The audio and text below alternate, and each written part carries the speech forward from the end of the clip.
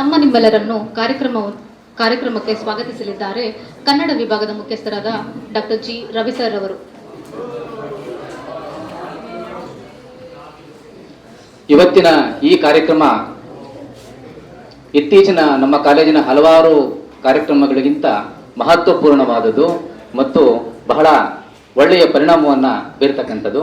ಈ ಕಾರ್ಯಕ್ರಮಕ್ಕೆ ಮುಖ್ಯ ಅತಿಥಿಗಳಾಗಿ ಹಾಗೂ ವಿಶೇಷ ಆಹ್ವಾನಿತರಾಗಿ ನಾಡಿನ ಖ್ಯಾತ ವಾಗ್ಮಿಗಳು ಮತ್ತು ಬರಹಗಾರರು ತರಬೇತುದಾರರು ಆದಂತಹ ಶ್ರೀಯುತ ಜಯಪ್ರಕಾಶ್ ನಾಗತಿಹಳ್ಳಿ ಸರ್ ಅವರು ಈ ಕಾರ್ಯಕ್ರಮಕ್ಕೆ ಬಂದಿದ್ದಾರೆ. ಅವರಿಗೆ ಪ್ರೀತಿಯ ಸ್ವಾಗತವನ್ನ ಕೋರ್ತಾ ಇದ್ದೀನಿ.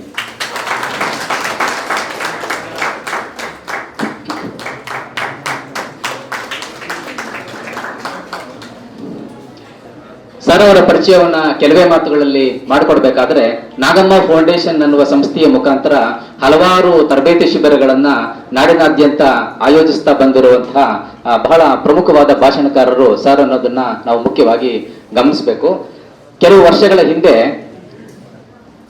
ವಿದ್ಯಾರ್ಥಿಗಳು ಮಾತನ್ನ ನಿಲ್ಲಿಸಿ ಈ ಕಡೆ ಮಾತಿನ ಕಡೆ ಗಮನ ಕೊಡ್ಬೇಕು.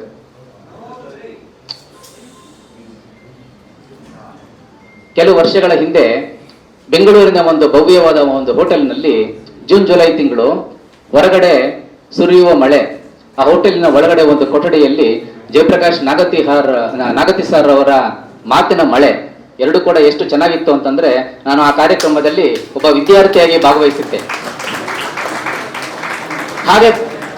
ಹಾಗೆ ಭಾಗವಹಿಸಿದಾಗ ಗೊತ್ತಾಯಿತು ಜಯಪ್ರಕಾಶ್ ನಾಗತಿಹಳ್ಳಿ ಸರ್ ಎಷ್ಟು ಅದ್ಭುತವಾದ ಮಾತುಗಾರರು.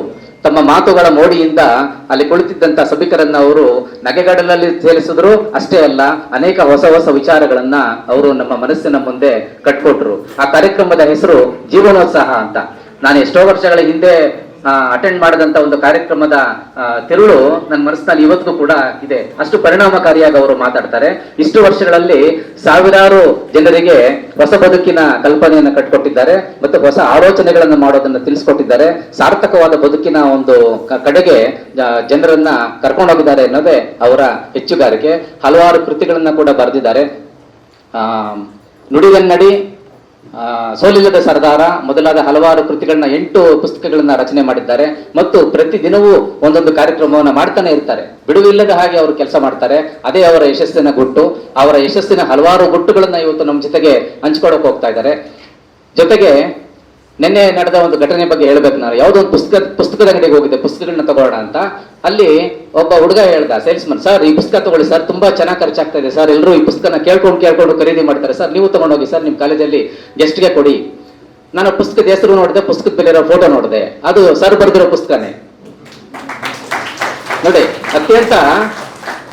ಕನ್ನಡದ ಅತ್ಯಂತ ಜನಪ್ರಿಯ ಪುಸ್ತಕಗಳಲ್ಲಿ ಸರ್ ಬರೆದಿರುವಂತಹ ನುಡಿಗನ್ನಡಿ ಅನ್ನೋ ಪುಸ್ತಕ ಕೂಡ ಇದೆ. ಆಮೇಲೆ ನಾನು ಹೇಳಿದೆ, ಅಲ್ಲಪ್ಪ ಇವರೇ ಬರ್ತಾ ಇರೋದು ನಮ್ಗೆ ಗೆಸ್ಟ್ ಸ್ಪೀಕರ್ ನಾಳೆ, ಅವ್ರ ಪುಸ್ತಕನೇ ಕೊಡೋದು ಬೇಡ, ಚೆನ್ನಾಗಿರಲ್ಲ, ಬೇರೆ ಪುಸ್ತಕ ಕೊಡೋಣ ಅಂದ್ರೆ ಅವರ ಪುಸ್ತಕಗಳ ಜನಪ್ರಿಯತೆ ಕೂಡ ಸಾಕಷ್ಟು ಕರ್ನಾಟಕದಲ್ಲಿ ಇದೆ.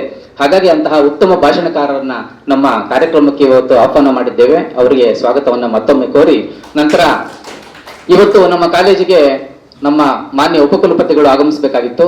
ಕಾರಣಾಂತರಗಳಿಂದ ಮತ್ತು ಕೆಲಸದ ಒತ್ತಡದಿಂದ ಅವರು ಬರೋಕ್ಕಾಗಲಿಲ್ಲ ಅಂತ ಕಾಣುತ್ತೆ. ಅವ್ರಿಗೂ ಕೂಡ ಅವರ ಗೈರು ಹಾಜರಿಯಲ್ಲಿ ಸ್ವಾಗತವನ್ನ ಕೋರ್ತಾ ಇದ್ದೀನಿ.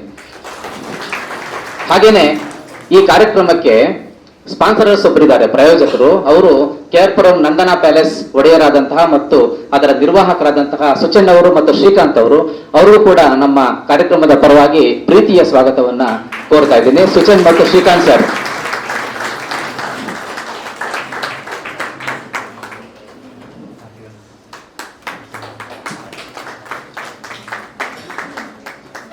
ಇಲ್ಲಿ ನೋಡಿ ವಿದ್ಯಾರ್ಥಿಗಳೇ, ನೀವು ಗಮನಿಸಬೇಕಾದಂತ ಒಂದು ಅಂಶ ಇದೆ. ಇಲ್ಲಿ ಯಾವ್ಯಾವ್ದೋ ಕಾರ್ಯಕ್ರಮಕ್ಕೆ ಯಾರ್ಯಾರೋ ಏನೇನೋ ಸ್ಪಾನ್ಸರ್ ಮಾಡ್ತಾರೆ, ಗೊತ್ತು ನಮ್ಗೆ ಅದೆಲ್ಲ. ಅದು ಈಗ ಚುನಾವಣೆಗಳ ಹೊಸ್ತಲಲ್ಲಿರುವಾಗಂತೂ ಏನೇನೋ ಸ್ಪಾನ್ಸರ್ ಮಾಡ್ತಾರೆ, ಬೇಕಾದ್ದು ಬೇಡದ್ದು ಎಲ್ಲ. ಆದ್ರೆ ಈ ನಂದನ ಪ್ಯಾಲೇಸ್ ಮಾಲೀಕರು ಮತ್ತು ನಿರ್ವಾಹಕರು ಎಷ್ಟು ಒಳ್ಳೆ ಮನಸ್ಸಿನವರು ಅಂತಂದ್ರೆ, ಒಂದು ವ್ಯಕ್ತಿತ್ವ ವಿಕಾಸದ ಕಾರ್ಯಕ್ರಮವನ್ನೇ ಬೆಂಗಳೂರಿನ ಸರ್ಕಾರಿ ಕಾಲೇಜುಗಳಿಗೆ ಸ್ಪಾನ್ಸರ್ ಮಾಡಿದ್ದಾರೆ. ಈ ವ್ಯಕ್ತಿತ್ವ ವಿಕಾಸದ ಕಾರ್ಯಕ್ರಮ ಎಷ್ಟು ಇಂಪಾರ್ಟೆಂಟ್, ಎಷ್ಟು ಚೆನ್ನಾಗಿದೆ ಅಂತ ಗೊತ್ತಾಗೋದು ಇವಾಗಲ್ಲ, ಸರ್ ಮಾತಾಡಿ ಮುಗಿಸಿದ ಮೇಲೆ. ಅಷ್ಟು ಚೆನ್ನಾಗಿ ಆ ಕಾರ್ಯಕ್ರಮ ನಡೆಯುತ್ತೆ. ವ್ಯಕ್ತಿತ್ವ ವಿಕಾಸ ಕಾರ್ಯಕ್ರಮವನ್ನ ಸ್ಪಾನ್ಸರ್ ಮಾಡಿರುವಂತಹ ಆ ಇಬ್ಬರು ಮುಂದಾಳುಗಳಿಗೆ ನಾನು ಪ್ರೀತಿಯ ಸ್ವಾಗತವನ್ನ ಕೋರ್ತಾ ಇದ್ದೀನಿ. ಹಾಗೆ ಸರ್ ಈ ಕಾರ್ಯಕ್ರಮವನ್ನ ಬೆಂಗಳೂರಿನ ಎಲ್ಲ ಕಾಲೇಜುಗಳಿಗೂ ಸಾಧ್ಯವಾದರೆ ವಿಸ್ತರಿಸಿ, ಮುಖ್ಯವಾಗಿ ಸರ್ಕಾರಿ ಕಾಲೇಜುಗಳಿಗೆ. ಯಾಕಂದ್ರೆ ಖಾಸಗಿ ಕಾಲೇಜುಗಳಲ್ಲಿ ಏನೋ ಮಾಡಿ ಅವರು ವ್ಯಕ್ತಿತ್ವ ವಿಕಾಸ ಮಾಡ್ಕೊಂಡ್ಬಿಡ್ತಾರೆ. ಆದ್ರೆ ಸರ್ಕಾರಿ ಕಾಲೇಜಿನ ವಿದ್ಯಾರ್ಥಿಗಳಿಗೆ ಸೆಮೆಸ್ಟರ್ಗಳೆಲ್ಲ ಇರೋದ್ರಿಂದ ನಾವು ಪಾಠಗಳು ಮಾಡೋದು ಬಿಟ್ಟು ವ್ಯಕ್ತಿತ್ವ ವಿಕಾಸ ಮಾಡೋಕೆ ಅವಕಾಶನೇ ಇರಲ್ಲ. ಅದರಿಂದ ತಾವು ದಯವಿಟ್ಟು ಎಲ್ಲ ಸರ್ಕಾರಿ ಕಾಲೇಜುಗಳಿಗೂ ಸ್ಪಾನ್ಸರ್ ಮಾಡಿ ಸ್ವಲ್ಪ ತಮ್ಮ ಕೈಯಿಂದ ಇನ್ನೂ ಸ್ವಲ್ಪ ಚಾಚಿ ಅಂತ ಕೇಳ್ಕೊಳ್ತೀರಿ ಈ ಸಂದರ್ಭದಲ್ಲಿ. ಹಾಗೇನೆ ಈ ಕಾರ್ಯಕ್ರಮಕ್ಕೆ ಪ್ರೀತಿಯಿಂದ ನನ್ನ ಕರೆಗೆ ಹೋಗೊಟ್ಟು ಬಂದಿರುವಂತಹ ನಮ್ಮ ಕಾಲೇಜಿನ ಎಲ್ಲ ಅಧ್ಯಾಪಕ ಮಿತ್ರರಿದ್ದಾರೆ, ಅವರಿಗೆ ಪ್ರೀತಿಯ ಸ್ವಾಗತವನ್ನು ಕೋರ್ತಾ ಇದ್ದೀನಿ. ಹಾಗೇನೆ ನಾಗತಿಹಳ್ಳಿ ಜಯಪ್ರಕಾಶ್ ಸರ್ ಅವರ ತಂಡದಿಂದ ಮೇಡಮ್ ಬಂದಿದ್ದಾರೆ, ಅವರ ಹೆಸರು ಗೊತ್ತಿಲ್ಲ ನನಗೆ. ರಾಣಿ ಮೇಡಮ್, ಅವ್ರಿಗೂ ಕೂಡ ಈ ಕಾರ್ಯಕ್ರಮಕ್ಕೆ ಸ್ವಾಗತವನ್ನ ಕೋರ್ತಾ ಇದ್ದೀನಿ. ಅವರು ಈ ಕಾರ್ಯಕ್ರಮದಲ್ಲಿ ತಾಂತ್ರಿಕ ಸಹಾಯವನ್ನ, ಟೆಕ್ನಿಕಲ್ ಹೆಲ್ಪ್ ಅನ್ನ ನಮ್ಗೆ ಮಾಡ್ತಾ ಇದ್ದಾರೆ, ಅವರಿಗೆ ಸ್ವಾಗತ. ಹಾಗೇನೆ ಕಾರ್ಯಕ್ರಮದಲ್ಲಿ ನನ್ನ ಕೆಲವು ಜೂನಿಯರ್ ಪ್ರೊಫೆಸರ್ಸ್ ನಿನ್ನೆ ಮಧ್ಯಾಹ್ನ ನನ್ನ ಜೊತೆ ತುಂಬಾ ಚೆನ್ನಾಗಿ ಕೆಲಸ ಮಾಡಿದ್ದಾರೆ, ಈಗಲೂ ಕೂಡ ನನ್ನ ಜೊತೆಯಲ್ಲಿ ವರ್ಕ್ ಮಾಡ್ತಾ ಇದ್ದಾರೆ. ಅವ್ರಿಗೂ ಕೂಡ ನಮ್ಮ ಜೂನಿಯರ್ ಪ್ರೊಫೆಸರ್ಸ್ ಮತ್ತು ನಮ್ಮ ಸೀನಿಯರ್ ಪ್ರೊಫೆಸರ್ಸ್, ನಮ್ಮ ಕೊಲೀಗ್ಸ್, ಅಧ್ಯಾಪಕ ಮಿತ್ರರು, ಅವ್ರಿಗೆಲ್ಲ ಕೂಡ ಪ್ರೀತಿಯ ಸ್ವಾಗತವನ್ನು ಕೋರ್ತೇನೆ. ಎಲ್ಲಕ್ಕಿಂತ ಮುಖ್ಯವಾಗಿ